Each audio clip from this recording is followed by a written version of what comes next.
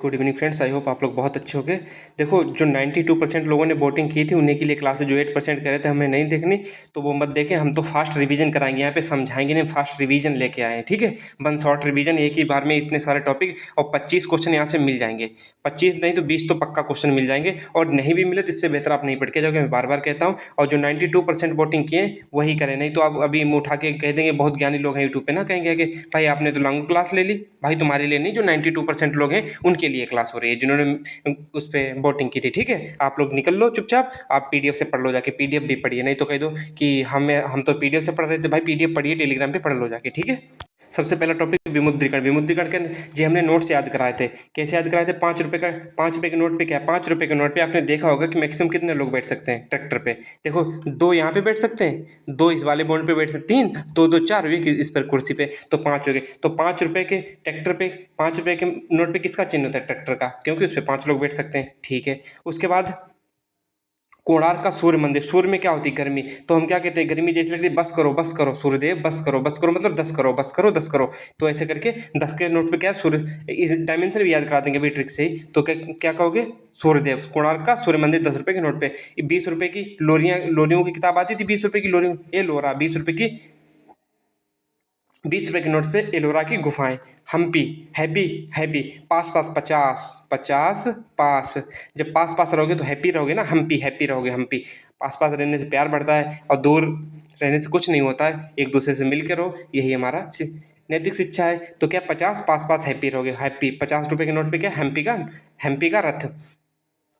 पहले राजाओं की 100 रानियां होती थी, पहले राजाओं की 100 रानियां होती थी। 100 रुपये के नोट पे रानी की बाप, 100 रुपये के नोट पे रानी की बाप। 200 रुपये, सच 200 रुपये किसी लेते हो, वो माँ अपनी मम्मी से आपने 200 रुपये का नोट मांगा तो क्या करेगा? तो मम्मी के सच सच बता क्या करेगा? 200 देखो, 100 200 150 तो मांगोगे नहीं, मांगोगे 200 नोट। 200 नोट्स क्या?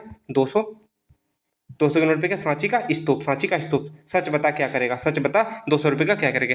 500, 500 पान खा के क्या करोगे? पान खा के थूकोगे, तो जब थूकेगे तो धरती क्या हो जाएगी? जहाँ कहीं भी थूके तो वो लाल हो जाएगी। 500 के नोट पे क्या है? लाल किला। 500 के नोट पे क्या है? लाल किला, लाल किला। 200 2000 के नोट पे आपको मंगलयान पता है, क्योंकि इसमें तो आपको ये भी पता है, इसमें क्या है? इसमें तो चिप भी है। शायद आप भरोसा नहीं करते, लेकिन हाँ, चिप थी शायद उस टाइम पे। अब देखो, इनके अब डायमेंशन याद करो। पहले 3 में 63 रखो, देखो पहले 3 में 63, और अंतिम के 4 में 66, अंतिम के 4 में 66। देखो 63 63 63, 66 66 66 66 66, ठीक है। 66 66 66। तो देख लिया, इसमें कितने? 63 63, पहले 63 में 3 में है, और फिर 66 66, लास्ट में इतना तो याद हो गया। उसके बाद में आप देखो 117 याद रखो। 117 में कितने जोड़ दो? 6। इसमें 123 में कितने जोड़ दो? 6। 129 में कितने जोड़ दो? 6। तो ट्रिक याद रखो, 6 6 6। उसके बाद मात्र इसमें 7 जुड़ेंगे, किसमें? इसमें। फिर उसके बाद में 4, फिर 4, ठीक है, 7 4 4, और फिर 6। यही तो है। 6 तो आया 3 बार, बाकी तो आप रख दो। 666 7 4 4 6, 666 7 4 4 6, ऐसे याद रखो। पहला 117, फिर उसमें 6 6 जोड़ते जाओ। 6 3 बार 6 जोड़ो, फिर 7 जोड़ो, फिर 4 4, फिर 6। देखो ट्रिक है, याद तो करना ही पड़ेगा, वैसे तो आप लोग भूल ही जाते होंगे। तो आपको ये नोट्स आप क्लियर होंगे। अब हम चलते हैं अपने विमुद्रीकरण टॉपिक पे। देखिएगा विमुद्रीकरण क्या है। विमुद्रीकरण, विमुद्रीकरण का मतलब नोटबंदी, नोट की बंदी, इसी को बोलते हैं विमुद्रीकरण। विमुद्रीकरण, पुराने पुराने मुद्रा को चलन से बाहर करना और नई मुद्रा का चलन में स्टार्ट होना, तो क्या है? विमुद्रीकरण। यही विमुद्रीकरण है। यह तब किया जाता है जब काले धन की मात्रा बढ़ जाती है। यह तब किया जाता है जब काले धन की मात्रा बढ़ जाती है, अर्थव्यवस्था के लिए खतरा बन जाता है। बस मुद्रा के कितने प्रकार होते हैं? मुद्रा 3 प्रकार की होती है। एक सिक्के होते हैं, जो आप लोग 10 रुपये 5 रुपये के सिक्के देखते होंगे। एक नोट देखते हो, 100 50 100 200 300 500 का नोट्स। और एक डिजिटल करेंसी, डिजिटल करेंसी जिसे बिटकॉइन बोलते हैं, वही डिजिटल करेंसी। मुद्रा जारी करता है भारत सरकार और आरबीआई। भारत सरकार में वित्त मंत्रालय में आर्थिक मामलों का विभाग में एसएमपीसी एसपीएमसीआईएल कंपनी द्वारा, ये इसका फुल फॉर्म क्या है? तो security printing and minting corporation of India limited, इसका फुल फॉर्म होता है। विमुद्रीकरण आपने पढ़ा होगा, विमुद्रीकरण फास्ट पढ़ा के चलेंगे। यह कंपनी द्वारा, इतना याद करने की जरूरत नहीं, सर सीधे सीधे हम विमुद्रीकरण पढ़ेंगे कि जो जहाँ जहाँ पे विमुद्रीकरण की जरूरत होगी। अब इसे देखिएगा, आरबीआई एक्ट की धारा 22 के अनुसार, आरबीआई एक्ट की धारा 22 के अनुसार नोट जारी करने का अधिकार किसके पास है? आरबीआई का। अब कभी पूछा जा सकता है कि नोट कौन जारी करता है? आरबीआई। यह 1 रुपये से लेके 1,000 रुपये तक का नोट जारी कर सकती है। 1 रुपये से लेके 1,000 तक का नोट, 1,000 तक का नहीं, 1 रुपये से लेके यहाँ पे एक और जीरो बढ़ा 10,000 तक का नोट आरबीआई जारी कर सकती है। नोट पर भाषा कितनी? 17 लिखी थी। नोट के पैनल पे कितनी भाषाएं? 15 लिखी होती हैं।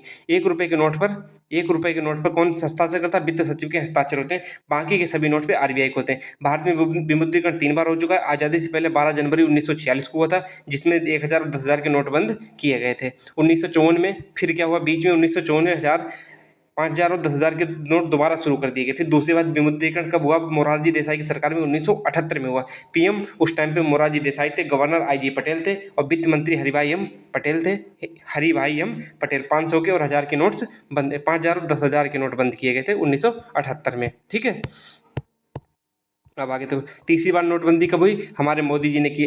कब? 8 नवंबर 2016 को। पीएम मोदी थे, उस टाइम पे गवर्नर उर्जित आर पटेल थे, वित्त मंत्री अरुण जेटली थे। 500 और 1,000 के नोट बंद कर दिए गए थे।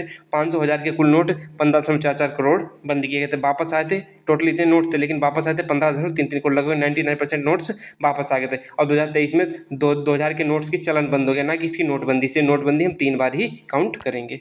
देखो, सिक्के ढालने की टकसाल, ये सब नहीं पूछा जाएगा। जो जो चीज़ें पूछने वाली वही चीज़ें हम आप लोगों को बताएंगे। हाँ, एक चीज़ है, क्वेश्चन क्या 2016 से 17 तक 2,000 मिलियन से अधिक बैंक नोट छाप कर रिकॉर्ड क्रिएट किया था। विश्व में सबसे ज़्यादा नोट छापने का एक साल में रिकॉर्ड किसके पास? भारत के पास है।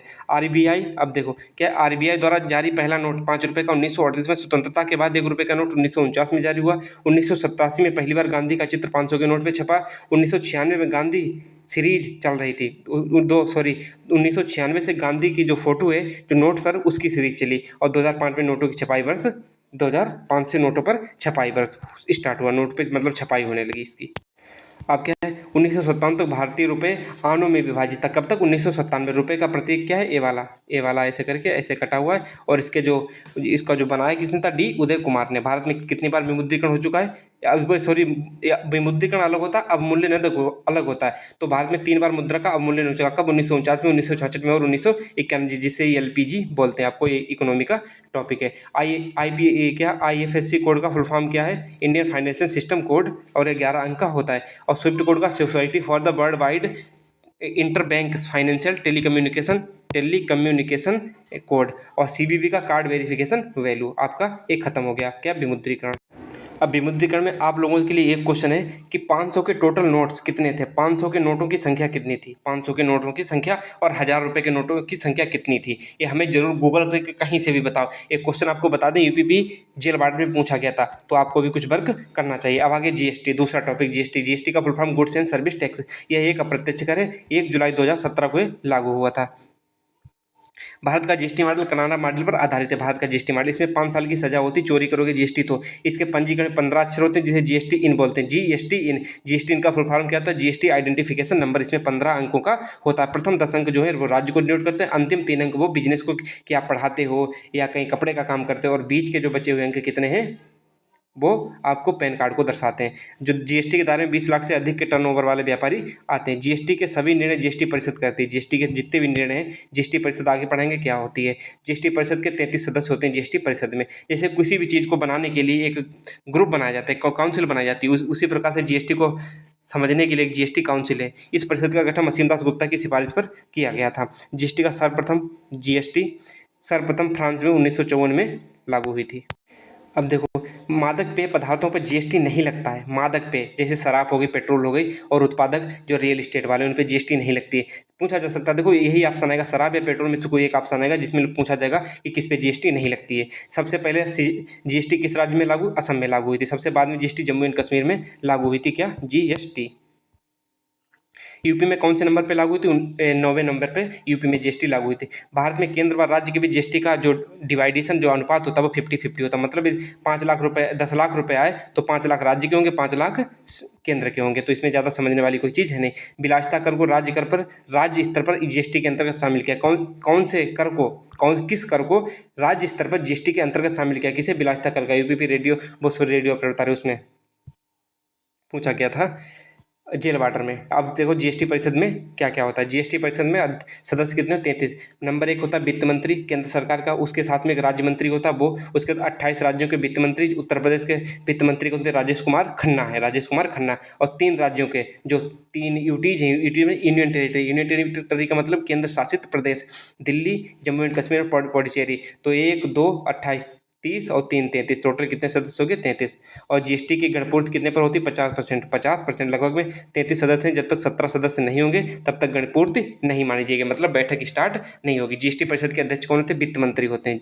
और पहली जीएसटी परिषद के अध्यक्ष कौन थे, वित्त मंत्री कौन थे, प्रथम वित्त मंत्री कौन थे, जीएसटी जब लागू हुई थी तब अरुण जेटली थे। कौन, अरुण जेटली। क्वेश्चन मैंने बहुत बार कराया है, आप इसको समझ सकते हो, ठीक है। अरुण जेटली। जीएसटी पर कानून बनाने के अनुच्छेद जो केंद्र व राज्य की शक्ति प्रदान करता है, तो 246 याद रखना। और जीएसटी के ब्रांड एम्बेसडर कौन है, अमिताभ बच्चन। अब इसे देखिएगा, जीएसटी टैक्स की सजा पाने वाला पहला व्यक्ति कौन है, सुरेंद्र सिंह है। जीएसटी का मुख्यालय कौन सा, न्यू दिल्ली में। जीएसटी लागू करने वाला भारत कौन सा देश है, 161वां, 161। इससे पहले लगभग में 160 देशों पे जीएसटी लागू हो चुकी। जीएसटी का गठन किस पे हो, केलकर समिति पे। अमेरिका में जीएसटी नहीं लागू, पूछा जा सकता किस देश में जीएसटी लागू नहीं है, एसएससी सीजीएल में क्वेश्चन पूछा गया था। जीएसटी शब्द की चर्चा 279A में की गई।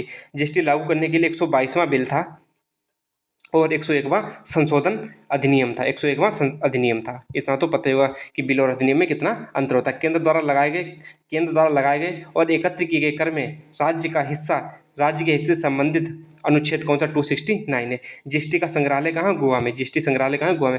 भारत में जीएसटी बैट को हटाकर लाया गया, बैट को। जीएसटी किसको हटा के लाया गया था, बैट को। ये बैट कब आया था, 2005 में। बैट 2005 में आया था। जीएसटी आने से सेवा शुल्क, केंद्रीय उत्पाद शुल्क समाप्त कर दिया गया। जीएसटी आने से कौन कौन से शुल्क समाप्त कर दिए, सर्विस टैक्स और सेंट्रल एक्साइज ड्यूटी टैक्स, ठीक है। हम तेज बोलते हैं जिससे कि आप लोगों जल्दी क्लास खत्म हो जाए, और जब इसे डबल स्पीड पे देखोगे तो और जल्दी खत्म हो जाएगी। जीएसटी आने से वाला शब्द इसको छोड़ दीजिएगा। जीएसटी में कितनी स्लैब्स होती हैं, जीएसटी में 5 स्लैब्स होती हैं, कहीं कहीं 4 होंगी, लेकिन हाँ आप 5 लगा के आओगे यदि ऑप्शन आता है। ये 4 और 5 आए तो 5 लगाना, और 4 ही 5 ना दिया तो आप 4 लगा के आना, क्योंकि 0% भी स्लैब मानी जाती है। तो टोटल कितनी स्लैब्स है, 5 स्लैब, ठीक है। तो 5 स्लैब्स होती हैं जीएसटी में, 0 12 0 5 12 और 18 और 28। और सबसे बड़ी स्लैब क्या होती है, 28% होती है जीएसटी में, ये वाली 28%। अब देखो जीएसटी के प्रकार, देखो पूछा जाए जीएसटी मुख्यतः कितने प्रकार की होती है। देखो यहाँ पे एक वर्ड याद रखना, यदि पूछा जाए जीएसटी मुख्यतः कितने प्रकार की होती है, मुख्यतः तो कहना 3 प्रकार की। ये जीएसटी पूछा जीएसटी कितने प्रकार की होती है, नॉर्मली यही आंसर आ जाए तो कहना जीएसटी 4 प्रकार की होती है। कौन सी, सीजीएसटी, एसजीएसटी, यूटीजीएसटी और आईजीएसटी, ठीक है। आप लोग समझ गए होंगे। सीजीएसटी मतलब central goods and service tax, S का मतलब state goods and service tax, UT का मतलब union territory goods and service tax, और आई का मतलब इंटीग्रेटेड जीएसटी। आईजीएसटी किस में लगती है, ऑनलाइन की सभी खरीदारी पर कौन सी लगती है जीएसटी, आईजीएसटी लगती है, ठीक है। जीएसटी परिषद की पहली बैठक न्यू दिल्ली। जीएसटी के तहत नेशनल एंटी प्रॉफिटिंग अथॉरिटी के पहले, इसी को बोलते हैं एनएए, इसे बोलते हैं एनएए के पहले अध्यक्ष कौन थे, बद्री नारायण शर्मा। एसएससी जीडी 2018 में क्वेश्चन पूछा गया था। अरविंद सुब्रमण्यम का संबंध किससे, जीएसटी परिषद से, जीएसटी से संबंधित है। जीएसटी आने से भारत में कितने करोड़ की समाप्ति होगी, 17 करोड़ की समाप्ति होगी। जीएसटी की लेटेस्ट बैठक, जीएसटी की प्रथम बैठक कहाँ हुई थी, दिल्ली में हुई थी प्रथम बैठक। और अभी जो लेटेस्ट है बैठक वो भी कहाँ हुई, न्यू दिल्ली एनडी में। तो जीएसटी की दोनों बैठकें आप दिल्ली याद रखो, बाकी वह सब भूल जाओ। जीएसटी का प्रत्यक्ष करें, गंतव्य आधारित करें। 17 फरवरी 1 शिफ्ट में यही क्वेश्चन आया था, गंतव्य आधारित कर है या नहीं। जीएसटी का वास्तविक भार अंतिम उपभोक्ता पर वहन करता है, बिल्कुल वहन करता है। जैसे बिस्कुट बनता है तो कंपनी बनाती है, फिर रिटेलर लेता है, फिर रिटेलर क्या होता है, जीएसटी इसने 1 रुपये लगाई तो यहाँ से टोटल खरीद के लगा, फिर यही जीएसटी आप किस पे लेगा, जो कस्टमर आपको खरीदेगा। तो जीएसटी के अंतिम उपभोक्ता पे लगते हैं, अंतिम उपभोक्ता मतलब जो बिस्कुट खा रहा है। जीएसटी की अवधारणा सर्वप्रथम किसके द्वारा संसद में पेश की गई थी, किसके द्वारा, 2005 में पी चिदम्बरम द्वारा पेश की गई थी। जीएसटी एक input tax credit system, ITC है, क्या है, input tax credit system. GST एक कॉम्प्रहेंसिव कर प्रणाली है, तो हम बता चुके थे डिटेल में, यहाँ पे आप सिर्फ रिवीजन करने आए हो। जीएसटी एक प्रशासन के तहत पूरे देश में एक सामान्य कानून प्रक्रिया है, बिल्कुल ये पूछा जा सकता है किसी नॉर्मल लॉ प्रोसेस है। जीएसटी ने बैट को कब प्रतिस्थापित किया था, जीएसटी ने बैट 2005 को प्रतिस्थापित किया, आपको पहले बता चुके। कि किसके द्वारा देश के लिए दोहरे जीएसटी मॉड्यूल का प्रस्ताव किया गया था, चुनाव आयोग द्वारा। किसके द्वारा, चुनाव आयोग द्वारा जीएसटी के दोहरे मॉडल का दोहरे मॉडल का प्रस्ताव दिया गया था। कौन सी? CGST और SGST। IGST 100% केंद्र एकत्र करता है, जो नहीं ऑनलाइन वाली जितनी भी खरीदारी करते हो, जैसे मीशो हो गया और फ्लिपकार्ट, अमेजॉन, इन सब से जो भी GST देते हो वो सब आप केंद्र सरकार को देते हो। GST में 162 सेक्शन, 25 चैप्टर्स और 4 अनुसूचियाँ। सोने की छड़ और सिक्के पर इसमें 3% की GST लगती है। ठीक है, अगला देखो क्या कह रहा है।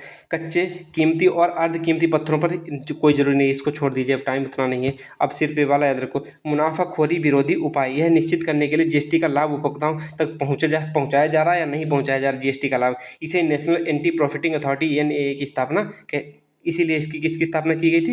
NAA की स्थापना, national anti profiting authority NAA की स्थापना। GSTN का फुल फॉर्म क्या होता है? GST network. सॉफ्टवेयर GSTN जो GST नेटवर्क है, इसके जो सॉफ्टवेयर किसने बनाया था? इन्फोसिस टेक्नोलॉजी ने बनाया था, विकसित किया था, डेवलप किया था। GST के तहत सर्विसेज को वर्गीकृत करने के लिए किस कोड का प्रयोग किया जाता है? SAC। SAC फुल फॉर्म क्या होता है? Servicing accounting code. इसके जो इसमें अंकों की संख्या होती है वो 6 होती है। जेल वार्डन में क्वेश्चन पूछा गया था।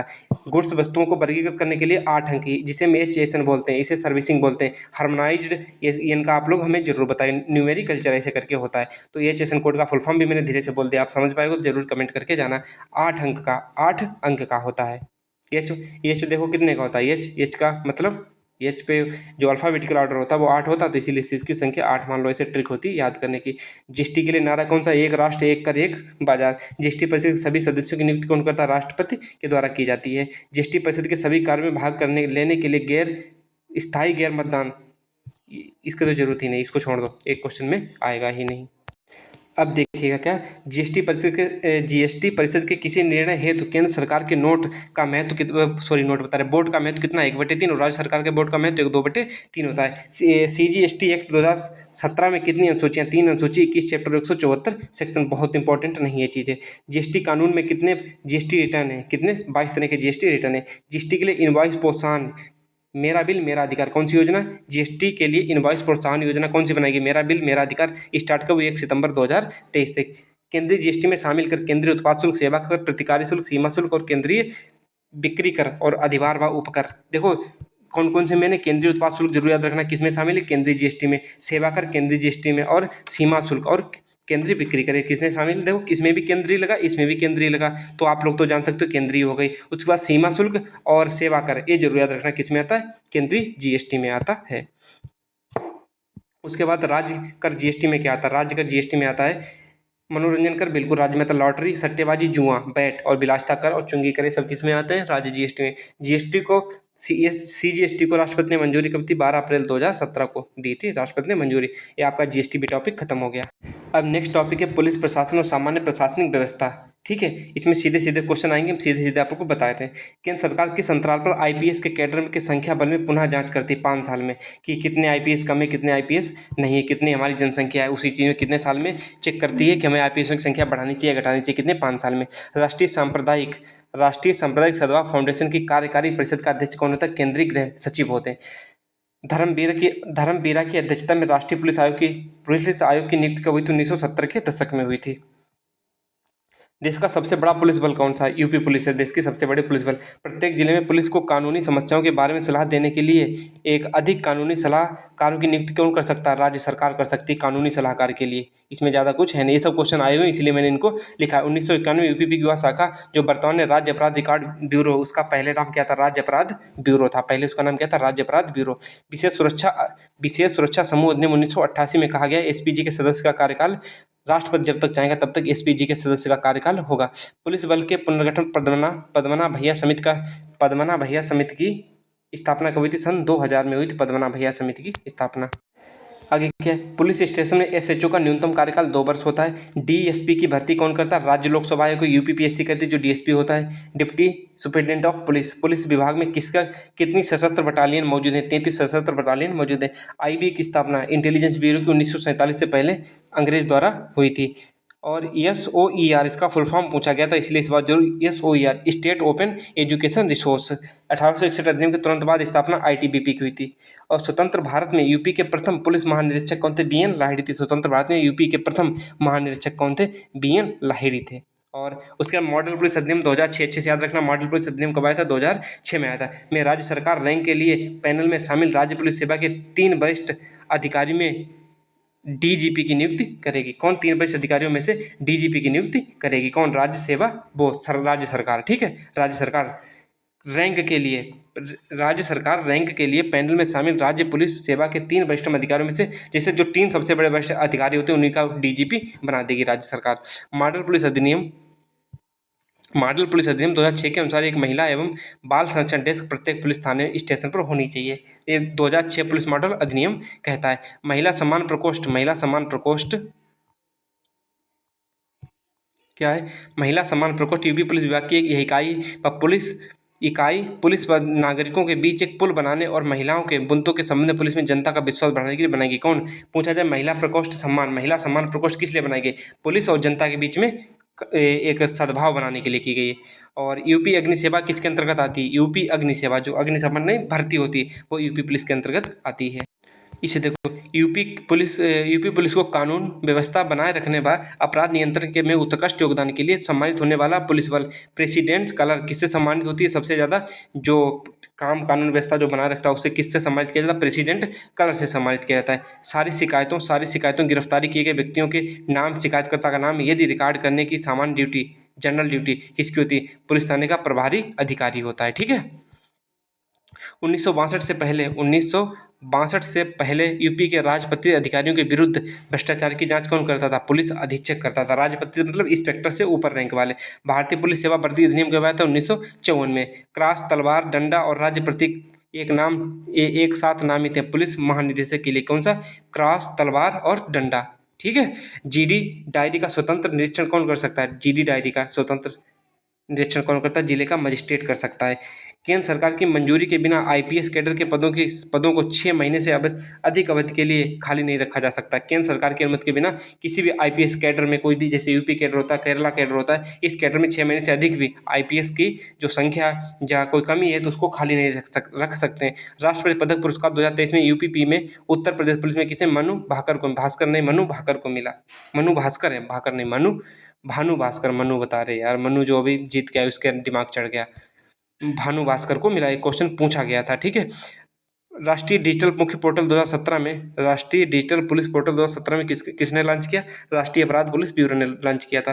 राज्य में डीजीपी की वित्तीय मामलों में सहायता व सलाह प्रदान करने के लिए वित्तीय सलाहकारों को नियुक्त कौन करता है? राज्य सरकार सलाहकार नियुक्त करती। कौन करता है? राज्य सरकार। जैसे डीजीपी के लिए कोई वित्तीय मामले के लिए सहायता और सलाह प्रदान करने के लिए कोई भी अधिकारी को नियुक्त करना चाहते हैं तो कौन नियुक्त करेगा? वो राज्य सरकार करेगी। ठीक है, और इसे देखिए, एक आईपीएस अधिकारी राज्य सरकार केंद्र सरकार की मंजूरी कितने दिनों तक 2 कैडर संभाल ले? जैसे कि कोई आईपीएस अधिकारी है वो कितने दिनों तक 2 कैडर संभाल सकता है? मैक्सिमम कितने?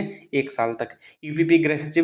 यूपीपी गृह विभाग के सचिव कौन? संजय प्रसाद हैं, सचिव संजय प्रसाद हैं। यूपीपी की आर्थिक अपराध शाखा का नेतृत्व कौन करता है? डीजी ईओडब्ल्यू, डीजी करते हैं, डीजी लिख लेना।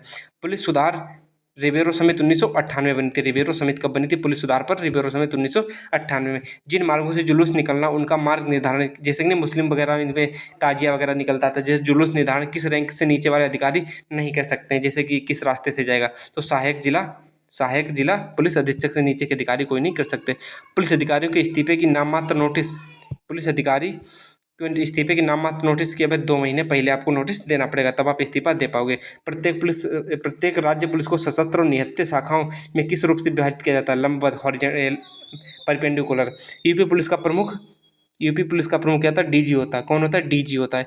राज्य सूची का विषय, पुलिस जो है वो राज्य सूची का विषय कौन सा बोर्ड ट्रांसफर, पोस्टिंग और प्रमोशन कर सकता है? पुलिस स्थापना बोर्ड। ठीक है, भारत में पुलिस स्टेशन के लिए वार्षिक रैंकिंग की जाती है 2015 से।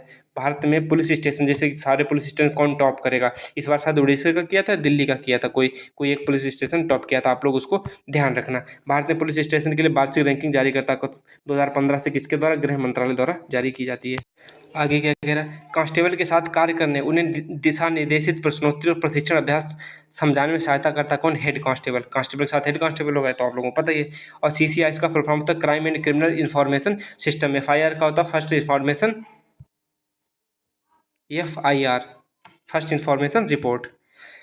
पुलिस अधिकारी अनुमति के बिना 2 महीने की नोटिस के बिना इस्तीफा नहीं दे सकते, हम पहले ही बता चुके हैं आपको। पुलिस एक्ट 1861 के तहत भारत में अपराध रिपोर्ट कौन जारी करता है? राष्ट्रीय अपराध रिकॉर्ड ब्यूरो द्वारा जारी की जाती है।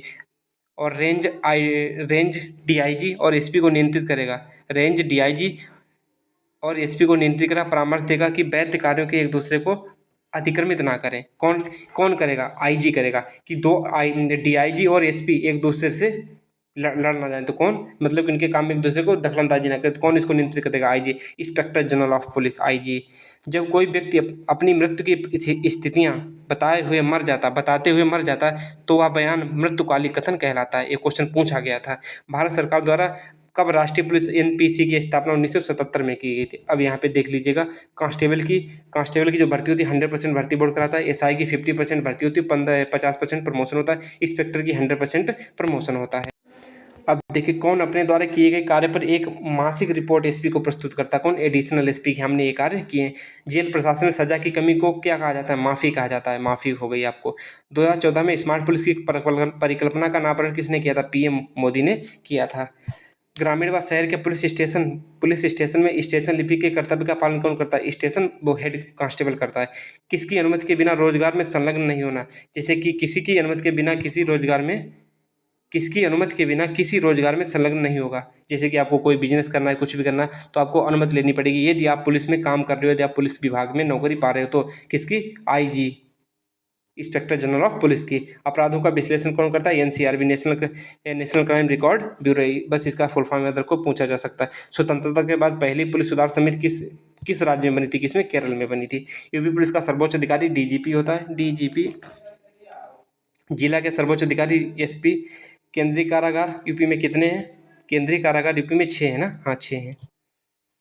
ठीक है, बरेली में भी है, इटावा में बन रहा है शायद, इटावा। और डीएसपी की भर्ती किसके द्वारा? तो यूपी ट्रिपल एससी द्वारा होती है।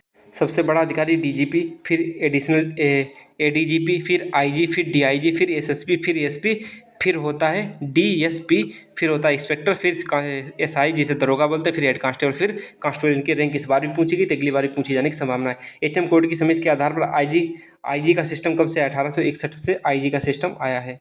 आज़ादी के बाद पहले आईजी पीएन लाहिरी थे। आज़ादी के बाद पहले आईजी पीएन लाहिरी थे। गांव का चौकीदार किसके प्रति उत्तरदायी होता है? एसपी के प्रति उत्तरदायी होता है। 1981 में डीजीपी का सिस्टम लाया, जिसके तहत पहले डीजीपी कौन थे? महावीर सिंह गंगवार। 1981 में डीजीपी का सिस्टम लाया गया था। जब लाया गया था 1981 में, तो पहले डीजीपी कौन बने थे? महावीर सिंह गंगवार बने थे। एसपी एक वर्ष में एक बार थाने का निरीक्षण जरूर करेगा। एसपी जो होता है सुपरिटेंडेंट ऑफ पुलिस, एक वर्ष में एक थाने का निरीक्षण जरूर करेगा। पुलिस स्टेशन का फर्स्ट अधिकारी होता है एसआई। फर्स्ट अधिकारी होता है पुलिस स्टेशन का एसआई। कौन? दरोगा। और सेकंड अधिकारी होता है एएसआई। थाने के एसएचओ व एसआई का स्थानांतरण कम से कम 2 साल तक नहीं किया जा सकता है पोस्टिंग होने के बाद में।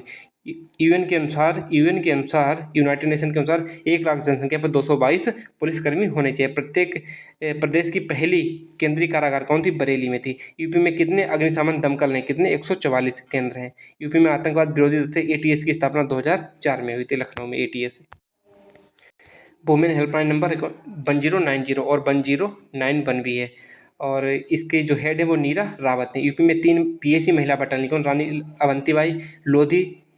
और वो रानी अवंतीबाई लोधी कहाँ है? बदायूं में। उषा देवी कौन सी? लखनऊ में। और झलकारी बाई कोहली कौन सी? गोरखपुर में। पुलिस यूपी के राष्ट्रीय ध्वज में कौन कौन से रंग होते हैं? लाल और नीला होते हैं। इसकी स्थापना 1863 में प्रयागराज में हुई थी। यूपी का आदर्श बाग सुरक्षा आपकी संकल्प हमारा। और यूपीपी का मुख्यालय सिग्नेचर भवन गोमती नगर लखनऊ में। आईपीएस की ट्रेनिंग कहाँ होती? सरदार वल्लभ भाई पटेल एकेडमी कहाँ होती है? हैदराबाद में। लवासना में कहाँ है? मसूरी में, जहाँ आईएएस की ट्रेनिंग होती है। सीबीआई के संस्थापक डीपी कोहली होते हैं। और सीबीआई के संस्थापक कौन है? डीपी कोहली है। और कैंट किसके अधीन होता है? रक्षा मंत्रालय के अधीन। कैंट जहाँ भी होंगे रक्षा मंत्रालय के अधीन होंगे। आईपीएस में स्टेट कैडर कितने थे? 26 स्टेट कैडर। केंद्र सरकार स्तर पर प्रशासनिक सुधार आयोग द्वारा पुलिस बल पर एक कार्यदल की समिति स्थापना कब की गई थी? 1966 में की गई थी। UPSSF Uttar Pradesh special security force, इसकी गठन कब? सितंबर 2020 में हुआ। और पुलिस महानिरीक्षक इसका नेतृत्व आईजीपी करते हैं। यूपी पुलिस की टैगलाइन सुरक्षा आपकी संकल्प हमारा। पुलिस ये भारत में कुल थाने 16,671 कुल थाने हैं। पुलिस का सर्वोच्च सम्मान क्या होता है? राष्ट्रीय पुलिस वीरता पुरस्कार। एनआईए की स्थापना नेशनल इन्वेस्टिगेशन एजेंसी 2008 में हुई थी। इसके जो पहले महानिदेशक होते राधा विनोद राजू। और किसके लिए होते? आतंकवाद से निपटने के लिए एनआईए की स्थापना की गई थी। भारत का सर्वोच्च सैन्य पुरस्कार कौन सा? परमवीर चक्र। परमवीर चक्र होता है। पुलिस का यूपी पुलिस का मुख्यालय कहाँ है? लखनऊ में। एनटीए की स्थापना, नेशनल टेस्टिंग एजेंसी, स्थापना 2017 में थी। बाकी मूल्यांकन में उत्कृष्ट था। प्रथम महानिदेशक विनीत जोशी, इसके प्रथम महानिदेशक विनीत जोशी हैं। पुलिस विभाग में 16 पद होते हैं। 16 पद। यूपी की स्थापना 1863 में पहले बता चुके हैं। यूपी का सबसे बड़ा थाना नारखी फिरोजाबाद में है। यूपी केंद्रीय पुलिस प्रशिक्षण अकादमी कहाँ है? भोपाल में है। और यूपी के प्रथम डीजीपी नरेश कुमार ने, प्रथम डीजीपी नरेश कुमार। आगे देखो, भारत की प्रथम पुलिस महिला कौन? सुष्मिता चौहान ने। थाना दिवस प्रत्येक दूसरे चौथे शनिवार को मनाया जाता है। पुलिस का असली नाम है राजकीय जन रक्षक, और राष्ट्रपति पदक की स्थापना 1 मार्च 1951 में की गई थी। UP STF, special task force 4 मई 1998 यूपी के उस समय के एडीजी अजय राम शर्मा ने यूपी के बेहतरीन 50 जवानों को लेकर गठन किया गया था। किसका? एसटीएफ। वर्तमान प्रमुख किसके कौन? अमिताभ ऐसे हैं एसटीएफ के। अब तो शायद बदल गए, अमिताभ ऐसी हैं, शायद अमिताभ ऐसी हैं। सबसे पहले तमिलनाडु और कर्नाटक में इसकी स्थापना हुई थी। और सबसे ज़्यादा खर्चा किस पे होता है? किसी की ट्रेनिंग पे सबसे ज़्यादा किसकी ट्रेनिंग पे खर्चा होता है? आईएफएस, इंडियन फॉरेन सर्विस वाले जो। अब देखो, राष्ट्रीय तथा अंतर्राष्ट्रीय संगठन। द्वितीय विश्व युद्ध में फैली अशांति के बाद विश्व भर में शांति स्थापित करने के लिए 26 जून 1945 को सैन फ्रांसिस्को में यूएनओ का घोषणा पत्र तैयार किया गया, और जो 24 अक्टूबर 1945 को लागू किया गया था। ठीक है, ये 24 अक्टूबर 1945 आपको डेट याद होनी चाहिए। कौन सी स्थापना? 24 अक्टूबर 1945 को यूएनओ की स्थापना दिवस भी मनाया जाता है। यूएनओ दिवस। अब देखो, यूनाइटेड नेशंस ऑर्गेनाइजेशन, यूएनओ, स्थापना 24 अक्टूबर 1945 को हुई। इसका मुख्यालय न्यूयॉर्क मैनहट्टन द्वीप अमेरिका में है। कुल सदस्य 193। अंतिम सदस्य इसका सूडान है, 2011 में शामिल हुआ था। इसकी पहली बैठक 10 फरवरी 1946 में लंदन में हुई। आम सभा की पहली बैठक हुई। आधिकारिक भाषा कौन कौन सी? स्पेनिश, रूसी, फ्रेंच, अरबी, चीनी और इंग्लिश। इंग्लिश तो हमेशा कॉमन रहेगी। वर्तमान अध्यक्ष इसके एंटोनियो गुटेरेस कहाँ के? पुर्तगाल के। कौन से नंबर के? 9th। और प्रथम अध्यक्ष ट्रिगवेली कहाँ के थे? नॉर्वे के। संयुक्त राष्ट्र संघ यूएनओ के कितने अंग? 6 अंग। 6 अंग हैं। अंतर्राष्ट्रीय न्यायालय को छोड़कर सबका मुख्यालय कहाँ? न्यूयॉर्क में। लेकिन अंतर्राष्ट्रीय न्यायालय का मुख्यालय कहाँ है? द हेग में, नीदरलैंड। महासभा विश्व की लोक संसद किसे कहा जाता है? महासभा को कहा जाता है। इसका अध्यक्ष कितने वर्ष के लिए? 1 वर्ष के लिए चुने जाते हैं। और अध्यक्ष इसके वर्तमान डेनिस फ्रांसिस। लास्ट में इसकी समरी भी कराएंगे। सुरक्षा परिषद, इसमें 5 स्थायी सदस्य होते हैं, 10 अस्थायी सदस्य होते हैं। 5 स्थायी सदस्य कौन? चीन, फ्रांस, रूस, अमेरिका और यूके, यूनाइटेड किंगडम, ब्रिटेन। 10 अस्थायी सदस्य को महासभा 2 वर्ष के लिए, 2 वर्ष के सदस्य के राष्ट्रों द्वारा, जो सदस्य राष्ट्र हैं उनसे चुन लिए जाते हैं 2-2 वर्ष के लिए। आर्थिक एवं सामाजिक परिषद, 54 सदस्य होते हैं, जो महासभा द्वारा 3 वर्ष के लिए चुने जाते हैं। 2 बार बैठक साल में 2 बार बैठक होती है। अप्रैल में न्यूयॉर्क में, जुलाई में जेनेवा में होती है। इतना याद करने की कोई जरूरत नहीं। सुरक्षा परिषद में वीटो का अर्थ होता है निषेधात्मक वोट। किसी भी स्थायी सदस्य द्वारा इसका प्रयोग प्रस्ताव पास नहीं कर सकता। जैसे कि वीटो, कोई भी प्रस्ताव पास करना हो, किसी ने वीटो लगा दी तो वो प्रस्ताव पास नहीं होगा। अंतर्राष्ट्रीय न्यायालय, इसका मुख्यालय कहाँ? द हेग में, नीदरलैंड। 15 न्यायाधीश होते हैं, इनका कार्यकाल 9 वर्ष का होता है। न्यायालय की सरकारी भाषा अंग्रेजी और फ्रेंच है। नरेंद्र सिंह दत्त पहले भारतीय अध्यक्ष थे किसके? अंतर्राष्ट्रीय न्यायालय के। और प्रथम जज कौन थे? भारतीय कौन? प्रथम जज बेनेगल रामा राव। अब देख लेते हैं न्यास परिषद। इस परिषद के माध्यम से यूएनओ उन राष्ट्रों के प्रशासन व सुरक्षा का दायित्व तो स्पष्ट होता है जो दूसरे विश्व युद्ध के बाद भी स्वतंत्र नहीं हो पाए। उनका दायित्व क्या है, क्या रहेगा, सब कुछ वही चीज़ कन्फर्म करें। सचिवालय, महासचिव का कार्यकाल 6 वर्ष के लिए तक, कोई जरूरी नहीं, इसको याद करने की जरूरत नहीं है।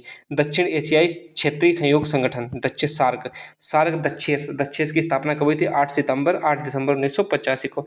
इसका मुख्यालय कहाँ? काठमांडू, नेपाल में। सदस्य देश किसके? अफगानिस्तान, बांग्लादेश, भारत, भूटान, मालदीव, नेपाल, पाकिस्तान, श्रीलंका। ठीक है, 2007 में अफगानिस्तान शामिल हुआ था सबसे लास्ट में। और सार्क का प्रथम शिखर सम्मेलन कहाँ हुआ था? ढाका में हुआ था।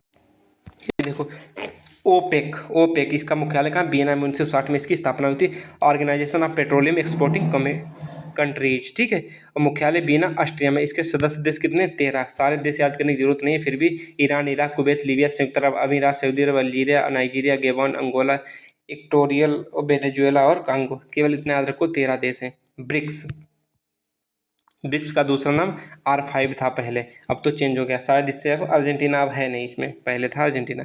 2006 में ब्रिक्स के नाम से 2006 में ब्रिक्स के नाम से, परंतु 2010 में दक्षिण अफ्रीका के ब्रिक नाम से, लेकिन 2010 में दक्षिण अफ्रीका के शामिल होने के बाद ये ब्रिक्स बन गया। तो दक्षिण अफ्रीका कब शामिल था? 2010 में। और इसका मुख्यालय कहाँ है? संघाई ब्रिक्स में। इसे R5 के नाम से भी जाना जाता है क्योंकि 5 देशों की मुद्रा R से प्रारंभ होती है। जैसे ब्राज़ील की मुद्रा क्या है, रियल है। रूस क्या है, रूबल है। इंडिया क्या, रुपया है। चीन क्या, रेन रेन सिन्वी। South Africa, rand. बैठक अगस्त 2023 में जोहानिसबर्ग साउथ अफ्रीका में हुई थी, अंतिम बैठक अभी। अब देख लो 6 नए सदस्य। अर्जेंटीना बाहर हो गया, अर्जेंटीना शायद इसमें अब नहीं है, ठीक है। तो कौन, ईरान, इथोपिया, मिस्र, यूएई और सऊदी अरब ब्रिक्स में शामिल हो गए। वर्तमान में कुल 10 सदस्य, ना कि 11 हैं, क्योंकि वो तो है नहीं अर्जेंटीना। 2024 शिखर सम्मेलन कहाँ हुआ था, रूस में हुआ था। ASEAN, association of south east Asian Nations, स्थापना इसकी 8 अगस्त 1967 को हुई थी। इसके जो मुख्यालय है इंडोनेशिया जकार्ता में। सदस्य देश टोटल कितने, 11। Brunei, Cambodia, Laos, Malaysia, Myanmar, Philippines, Singapore, Thailand, Vietnam, पूर्वी तिमोर लेस्ते। बैठक लाओस में 44वीं हुई थी, कब, 2024 में। 44 और 45वीं बैठक। I2U2, I2 का मतलब इंडिया इजराइल, U2 का मतलब यूएसए और यूएई। I2U2 को अच्छे से याद रखो, इंडिया, इजराइल, यूएई, इनको सबको याद रखो। स्थापना 2021 में हुई थी, ठीक है। अब इसमें ज़्यादा कुछ पढ़ने लायक है नहीं। अब देखो IUCN, international union for the conservation of nature. इसकी स्थापना 1948 में कब हुई थी, 5 अक्टूबर को। मुख्यालय का स्विट्जरलैंड में है। पहला विश्व संरक्षण कांग्रेस का स्थापना कब हुई थी, 1948 में, अमेरिका में। रेड डाटा लिस्ट 2018 यूपीपी में एक रेड डाटा लिस्ट पूछी गई थी, तो इसके बारे में जानकारी। संकटाग्रस्त प्रजातियों की लिस्ट जारी करता कौन, रेड डाटा लिस्ट। विश्व संरक्षण कांग्रेस 2025 का जो आयोजन होगा कहाँ होगा, अबू धाबी, यूएई में। G20, ग्रुप ऑफ 20, इसका फुल फॉर्म है ग्रुप ऑफ 20। इसकी स्थापना 26 सितंबर 1999 में हुई थी। इसे ग्रुप ऑफ 20 कहा जाता है। 21वां सदस्य कौन सा इसमें है, अफ्रीकी संघ। बैठक इसकी जो अंतिम बैठक ब्राज़ील में, केवल 24 वाली याद रखो, कहाँ, ब्राज़ील में। ऊपर वाली सारी छोड़ दो। क्वाड में क्या क्या, चतुर्भुज सुरक्षा संवाद, क्वाड्रिलेटरल सिक्योरिटी स्क्वाड, ठीक है। तो भारत इसमें कौन है, भारत, अमेरिका, जापान, ऑस्ट्रेलिया। शायद इसमें भी कुछ लोग ऐड हुए हैं या नहीं, पता नहीं, कोई बात नहीं, इतने तो पूछे जाएंगे। क्वाड की अवधारणा औपचारिक रूप से सबसे पहले 2007 में जापान के पूर्व प्रधानमंत्री शिंजो आबे द्वारा प्रस्तुत की गई थी। अब देखो UNESCO, united nation educational scientific cultural organisation. इसकी स्थापना 1945 में। इसका मुख्यालय पेरिस, फ्रांस में। इसका उद्देश्य राष्ट्रों के बीच शिक्षा, विज्ञान, संस्कृति के क्षेत्र में सहयोग को बढ़ावा देना है, और इसका उद्देश्य कुछ नहीं है। AUKUS, AU इसका ऑस्ट्रेलिया, यूके और यूएसए। इसकी स्थापना 2021 में हुई। इंडो पैसिफिक के लिए एक नई त्रिपक्षीय सुरक्षा साझेदारी है AUKUS। SCO, Shanghai corporation organisation, 2001 में इसकी स्थापना हुई थी। मुख्यालय बीजिंग, चीन में। 9 देश, इन 9 देशों की याद करने की कोई ज़रूरत नहीं है। भारत और पाकिस्तान पर 2017 में शामिल, कोई ज़रूरत नहीं याद करने की। और इसका मुख्य विषय है टुवार्ड्स सिक्योर, SCO। इसका कोई ज़रूरत नहीं, नीचे वाला छोड़ दो। 2024 की अध्यक्षता कौन करेगा, कजाकिस्तान, बस इतना याद रखो। अब सिर्फ आप इसे देखिएगा। संगठन क्या है, अंतर्राष्ट्रीय श्रम संगठन ILO। इसकी स्थापना 1919 में हुई थी, जिनेवा में इसका मुख्यालय है। और अंतर्राष्ट्रीय नागरिक उड्डयन संगठन 1944 में मॉन्ट्रियल में इसका मुख्यालय। यूएनए क्या, संयुक्त राष्ट्र FAO की फूड, देखो संयुक्त राष्ट्र खाद्य एवं कृषि संगठन की स्थापना 1945, इसका मुख्यालय रोम में। अंतर्राष्ट्रीय IMF की स्थापना 1945, इसका मुख्यालय वाशिंगटन DC। विश्व बैंक की 1945 में मुख्यालय वाशिंगटन DC। और यूनिसेफ की स्थापना कब, 1946 में। इसका मुख्यालय न्यूयॉर्क में। विश्व स्वास्थ्य संगठन 1948 में, इसका मुख्यालय कहाँ है, जेनेवा में है। विश्व मौसम विज्ञान 1951, जेनेवा। अंतर्राष्ट्रीय समुद्री व्यापार 1958, लंदन। संयुक्त राष्ट्र विकास UNDP 1965, न्यूयॉर्क में। परमाणु ऊर्जा अभिकरण 1957, वियना में। और संयुक्त राष्ट्र औद्योगिक विकास 1966, वियना, मॉन्ट्रियल में। और उसके बाद विश्व व्यापार संगठन 1945 में हुआ था। इसका नाम पहले का था गेट, GATT। इसका फुल फॉर्म आप लोग याद कर रखना। संयुक्त राष्ट्र मानवाधिकार परिषद की स्थापना 2006 में। इसका मुख्यालय कहाँ, जेनेवा में। अब पढ़िएगा किसे, साइबर क्राइम को। अब आगे हम लोग साइबर क्राइम पे। साइबर क्राइम इंटरनेट के माध्यम से किया गया अपराध साइबर क्राइम है। तो यूपी में साइबर पुलिस स्टेशन कितने प्रस्तावित हैं, 57। अब तो हमें लगता है हर जिले में हो गए। साइबर अपराध घटित होने पर कहाँ से सहायता प्राप्त कर सकते हैं। देखो आप लोग सोच सकते हो कि साइबर अपराधी के लिए हेल्पलाइन नंबर 1930 ही है। आपको 1930 नहीं याद है तो आप इन पर भी कॉल कर सकते हो। एक आपको ऑप्शनल है, साइबर सेल थाने में कर सकते हो आप शिकायत, डायल 112 पे कर सकते हो, डायल 110 90 पे भी कर सकते हो। भारतीय संविधान के अनुसार साइबर अपराध किसका विषय? राज्य सूची का विषय। साइबर थानों की निगरानी जिले के पुलिस अधीक्षक द्वारा की जाती है। साइबर अपराध के प्रकार अब देखते हैं। अब देखो रैनसमवेयर क्या है? फिरौती मांगने वाला सॉफ्टवेयर। इसमें इतना देखा कि सिर्फ फिरौती मांगने वाला सॉफ्टवेयर। इस सॉफ्टवेयर द्वारा फाइलों को एन्क्रिप्ट कर दिया जाता है। किसमें? इस सॉफ्टवेयर द्वारा फाइलों को एन्क्रिप्ट कर दिया जाता है। फिर आपसे अपराधी, जो भी अपराधी है वो आपसे पैसा मांगे, नहीं तो कहेगा हम आपकी फाइल खत्म कर देंगे। फिशिंग क्या होती है? जो नकली वेबसाइट वास्तविक तरह दिखाई दे, जो नकली वेबसाइट वास्तविक की तरह दिखाई दे। स्पैमिंग मतलब बहुत संख्या में अवांछित संदेश आना, उसे बोलते हैं स्पैमिंग। बॉटनेट, इसमें दूर बैठे हैकर्स द्वारा बाह्य रूप से नियंत्रित किया जाता है। जैसे हैकर कहीं दूर बैठा है और इसको नियंत्रित कर रहा है। मालवेयर अटैक, जहाँ कंप्यूटर सिस्टम या नेटवर्क कंप्यूटर वायरस से संक्रमित होता है। इसमें कुछ ज़्यादा है नहीं खास। कोई विदेशी नागरिक, ध्यान से देखना, कोई विदेशी नागरिक भारत का सर्वर प्रयोग करके अश्लील सामग्री प्रकाशित करता है तो उसे भारत के साइबर लॉ के अनुसार दंड मिलेगा। क्या है? हैकिंग। किसी कंप्यूटर द्वारा अनधिकृत पहुंच, क्या पहुंचा? हैकिंग कहलाती है। साइबर, जैसे कि अभी वो हुआ था यूपीपी का पेपर लीक, यूपीपी के पेपर लीक से संबंधित है। उसका हमने पासवर्ड भी तोड़ लिया, क्वेश्चन मिल गया। मैंने कहा डेमो के लिए क्वेश्चन दिखा, उसने क्वेश्चन भी दिखाया और फिर उसने हमें मैसेज किया और कहा कि भाई तुझे क्या, तू चाहे तू बताए कितना तुझे पैसे चाहिए, ऐसे बोला हमसे। बस तू शांत रहे। तो उस चीज़ लेकर बात हुई और उसका पासवर्ड तोड़ लिया, सब कुछ कर लिया। उसमें क्वेश्चन भी 3 क्वेश्चन थे, वो भी मैंने बता दिए पीडीएफ में। और बाकी जो, क्योंकि अभी पहले बोलना उचित इसलिए नहीं क्योंकि भर्ती बोर्ड अपना एक्शन ले सकता है, अपनी भी सेफ्टी हमें बहुत ज़रूरी है। बाकी ज्ञान देने वाले बाबा, ज्ञानी बाबा आते रहेंगे, क्योंकि किसी को कुछ पता होता नहीं, एक मुँह उठा के कुछ भी बोल दो, वो आसान होता है। साइबर अपराध समन्वय केंद्र कहाँ है? नई दिल्ली में है। इंटरनेट पर साइबर अपराधियों के अपराध से उचित प्रशासन कौन प्राप्त करता है? एनोनिमिटी करता है, एनोनिमिटी। ट्रोजन आज दुर्भावनापूर्ण प्रोग्राम है। सलामी अटैक, सलामी धोखाधड़ी, एक ही लेनदेन में नगण्य अलक्षित ट्रोजन मालवेयर है। डाटा माइनिंग क्या होती है? परिणामों का पूर्वानुमान करने के लिए बड़े बड़े डेटा सेंटरों के भीतर विसंगतियां, पैटर्न, बसाए संबंधों का पता लगाने के लिए डेटा माइनिंग की जाती है। वह साइबर अपराध जहां साइबर अपराधी नेटवर्क को नष्ट करने के लिए बेल्स ट्रैफिक से वेबसाइट भरते हैं। जैसे क्या होता है कि जैसे कोई वेबसाइट है, इसमें कुछ जैसे अब बर्थ ट्रैफिक का मतलब जैसे गाड़ियाँ आ जा रही हैं बहुत ज़्यादा। अब किसी चीज़ को हैक करने के लिए इसमें अपनी गाड़ियाँ 10-20 उतार दी। जैसे अभी ट्रैफिक को था नहीं तो इसने और अपनी 10-15 गाड़ियाँ बढ़ा दी, तो क्या हो जाएगा? ट्रैफिक बढ़ जाएगा। जब ट्रैफिक बढ़ जाएगा तो चोरी करने में आसानी होगी। वही चीज़ होती है जिससे बोलते हैं DDoS, distribution denial of service attack, DDoS। आके देखो क्या कह रहा है। एक सॉफ्टवेयर जो हार्डवेयर को नुकसान पहुंचाने, डेटा चोरी के मकसद से तैयार किया गया, उसे क्या बोलते हैं? मालवेयर बोलते हैं। साइबर अपराध की जागरूकता के लिए ट्विटर पर अकाउंट नेम क्या? साइबर दोस्त। किसके द्वारा? गृह मंत्रालय द्वारा चालू किया गया था। साइबर अपराध के लिए शिकायत नंबर 1930, ये आया था 1930 साइबर अपराध के लिए शिकायत नंबर। शायद पूरे यूट्यूब पे, आज मैं कह भी सकता हूँ, पूरे यूट्यूब पे पहली बार मैंने ही कराया था। उसके बाद ये सब हेल्पलाइन नंबर स्टार्ट हुए जब हमने जनवरी में पहली बार कराया था। भारत में साइबर क्राइम से निपटने के लिए कौन सा एक्ट है? 2000 एक्ट है। इसमें संशोधन कब हुआ था? 2008 में हुआ था, 2008 में है। CCIC का फुल फॉर्म क्या था? साइबर क्राइम इन्वेस्टिगेशन सेल होता है। और IT एक्ट लागू कब हुआ? 17 अक्टूबर 2000 को लागू हुआ था। अब देखिएगा क्या कह रहा है कि सबसे ज़्यादा साइबर क्राइम वाले राज्य सबसे ज़्यादा कौन कौन से हैं? तेलंगाना, कर्नाटक और महाराष्ट्र। तेलंगाना, कर्नाटक और Maharashtra. Cyber state of India कौन है? महाराष्ट्र है cyber state of India. Which is the India's cyber crime capital? Bharatpur, Rajasthan. Bharat का पहला साइबर राज्य, भारत का पहला साइबर राज्य, भारत में पहला अपराध पुलिस स्टेशन 2001 में बेंगलुरु, कर्नाटक में है। पहला साइबर स्टेशन, पुलिस स्टेशन, ठीक है, कहाँ है? बेंगलुरु, कर्नाटक। यूपी में साइबर क्राइम मुख्यालय कहाँ है? लखनऊ में। साइबर अपराध से संबंधित I4C आधुनिक भारतीय साइबर अपराध समन्वय के कुल घटक कितने? 4 हैं।